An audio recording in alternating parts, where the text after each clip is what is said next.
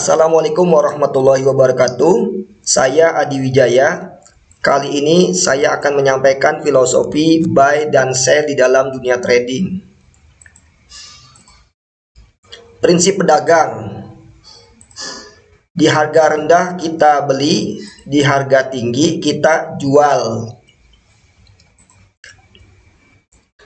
Jadi di dalam dunia trading akan ada dua opsi, yaitu opsi buy dan opsi sell. Untuk opsi buy, sebagai pembeli kita harus punya apa? Ya, kita harus punya duit, harus punya uang.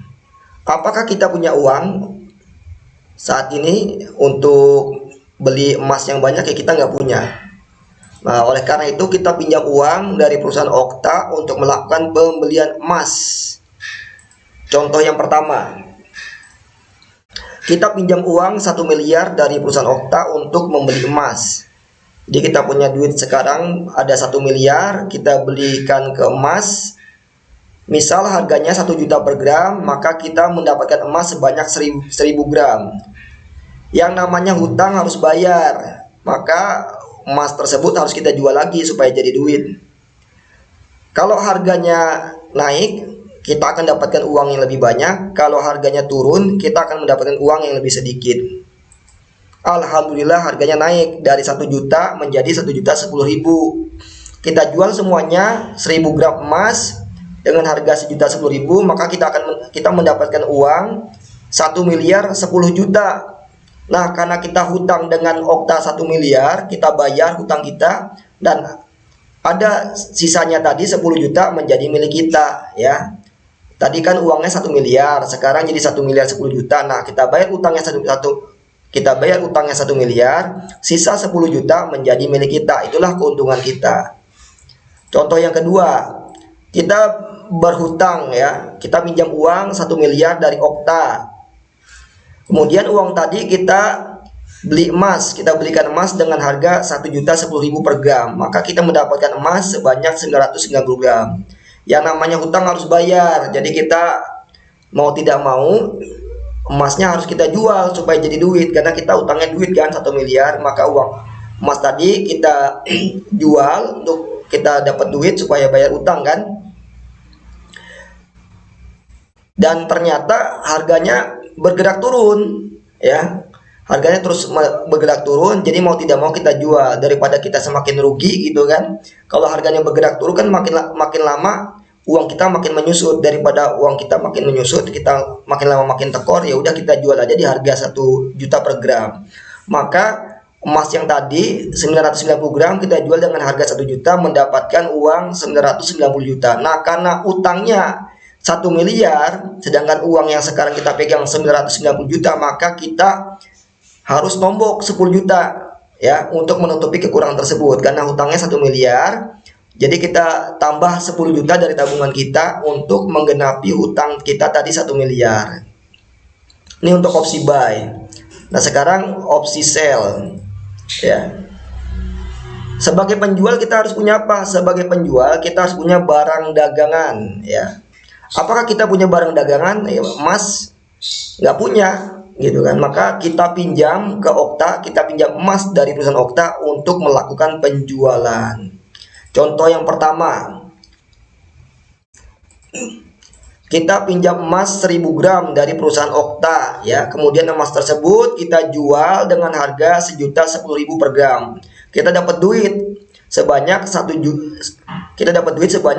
miliar 10 juta. Ya, yang namanya hutang harus bayar. Kita kan hutang dengan Okta tadi 1000 gram emas, maka mau tidak mau kita harus beli lagi. Kita harus beli emas untuk bayar hutang emas tadi kan 1000 gram. Kita beli lagi emasnya.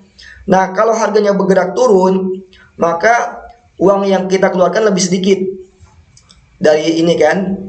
Tapi kalau harganya bergerak naik, maka uang yang kita keluarkan akan lebih banyak gitu.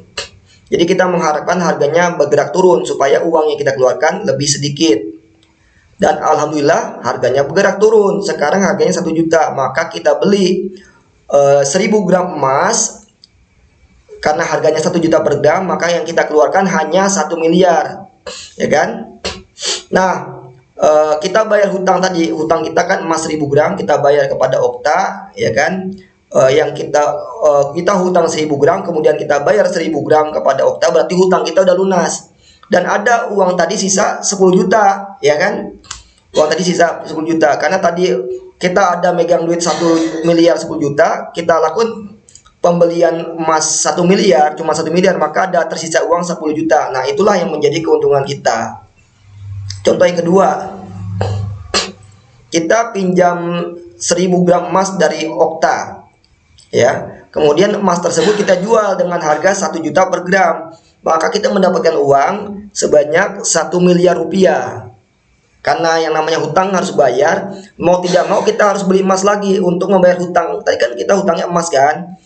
Untuk membayar hutang tadi kita harus beli emas lagi dengan uang 1 miliar, ya. Nah, karena harganya tadi bergerak naik, ya. Semakin naik harga emas tadi, maka uang yang kita keluarkan akan semakin banyak. Daripada kita semakin lama semakin tekor, harga emas semakin naik, otomatis kan uang yang kita butuhkan untuk beli 1000 gram emas akan semakin banyak kan. Jadi mau tidak mau kita beli aja sekarang di harga 1.010.000 per gram.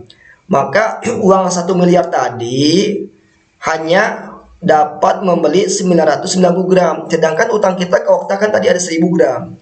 Jadi mau tidak mau kita mengambil tabungan kita 10 juta rupiah untuk membeli 10 gram emas untuk menutupi kekurangan tersebut. Karena hutang kita 1000 gram emas, sedangkan yang uang tadi hanya bisa membeli 990 gram, maka kita memakai tabungan kita yang 10 juta untuk membeli 10 gram emas supaya menggenapi hutang kita yang tadi 1000 gram emas.